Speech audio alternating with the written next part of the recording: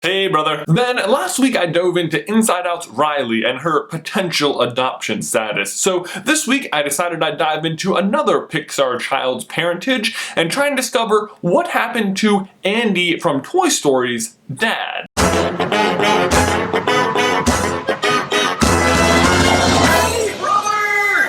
Now, there are a lot of rumors flying around about Andy's dad, like he wasn't included because at the time it was difficult to render humans and it would have been too time consuming, or that he just wasn't relevant to the plot so they didn't include it. But I disagree. I actually think Andy's dad is crucial to the plot, and his involvement, or well, lack thereof, may be the reason most of the events in the movie are even happening at all. So what happened to him? Well, to me there are two obvious explanations. One, that he died, or two, that the parents are divorced, or at least separated. Personally, I don't think he died, and actually I think it was a pretty messy divorce, or else that he just straight up walked out on the rest of his family. I mean, just look at the photos on the wall as Woody slides down the stairs, or on the mantle here. There's plenty of Andy, but none of a potential father figure. I mean, if he died, you'd think they'd keep them up just for like memory's sake, right? And even if they were just recently separated, you'd think there might be one or two photos, if not just for the kids' sake. But no,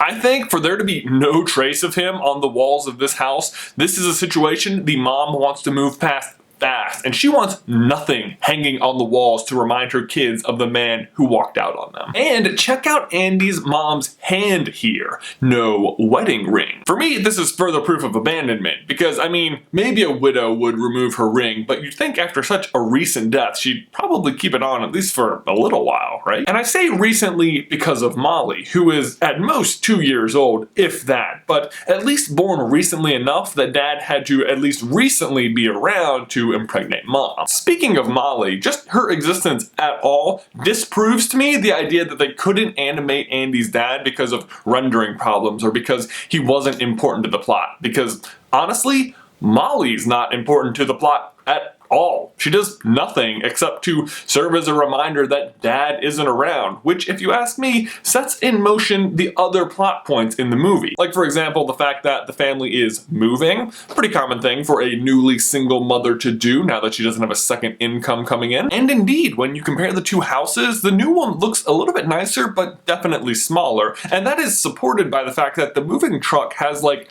nothing in it. Like seriously, they back up the whole truck in an hour. I mean, have you ever moved? Because it takes forever. And they barely fill that truck up, which is probably because they won't need as much furniture at the new, smaller house to fill it up. And have you ever considered where they move? I mean, as a kid, for some reason I always just assumed it was to another house in the same town. And now as an adult, as I research into it, there's actually some evidence to support that. Like how the exact same Pizza Planet truck runs routes in the same area, how Al's Toy Barn runs commercials in both areas, and even Sid gets a job as a garbage truck guy that services the same area. Yes, I think it's safe to say mom didn't move the family far. She wants things to remain as consistent as possible for Andy, but just needed a smaller house for the lower income. Oh, and don't forget they get a dog after they move, another super common practice for newly singled parents. You know, I have to say Andy's mom actually handles the situation like really well. Like, I wonder if she had like a book to go by or something. Except that I don't wonder, because look what I found on her bookshelf.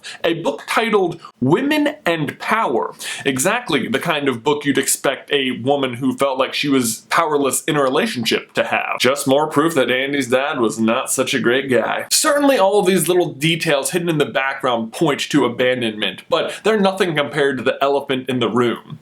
Buzz Lightyear himself. First, let's consider how Andy is introduced to Buzz. He's a surprise gift from Mom. Mom, who knows her son is obsessed with cowboys. I mean, why get him a space toy? Not just get him the space toy, but then immediately follow up with new bedding and posters on the walls the week you're moving? I mean, is that really the time to be redecorating your kid's room? No, it is not. Unless the whole Western thing and obsession with Woody is a leftover interest from his father. After all, we do learn in Toy Story 2 that Woody is a family toy. Maybe seeing Andy constantly playing with Woody is an all too painful reminder of the man who walked out on her. So she takes action and introduces Buzz. And Andy, of course, immediately becomes obsessed with him. And I think now is a good time to note Andy's almost unrealistic attachment to his toys. Could this possibly represent lingering attachment issues from when his dad left? I mean, just look who his favorites are. Is it any coincidence that Buzz and Woody are both male authority figures?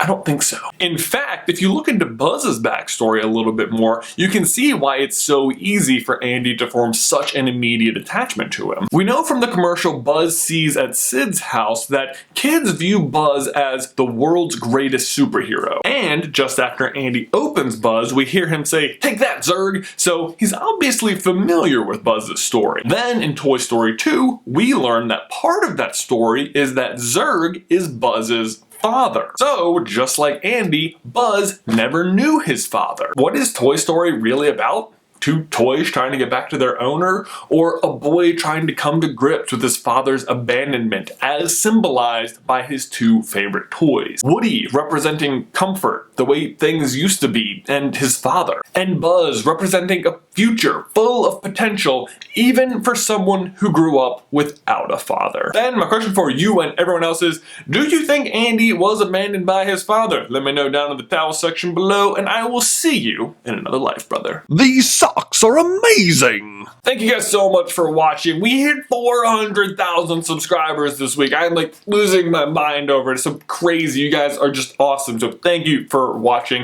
If you haven't liked this video yet, please do so. It definitely helps the channel. And if you're not one of those 400,000 subscribers, go ahead and subscribe so you don't miss any future Pixar content. Like if you want to figure out what happened or the truth about Andy's mom, you can click this video right here. And if you want to find out the truth about, Riley from Inside Out's parents, you can click here where we discuss whether or not she was adopted. So lots of Pixar parentage stuff to go around. But as long as you guys keep watching, we'll keep making them to infinity and beyond, I guess.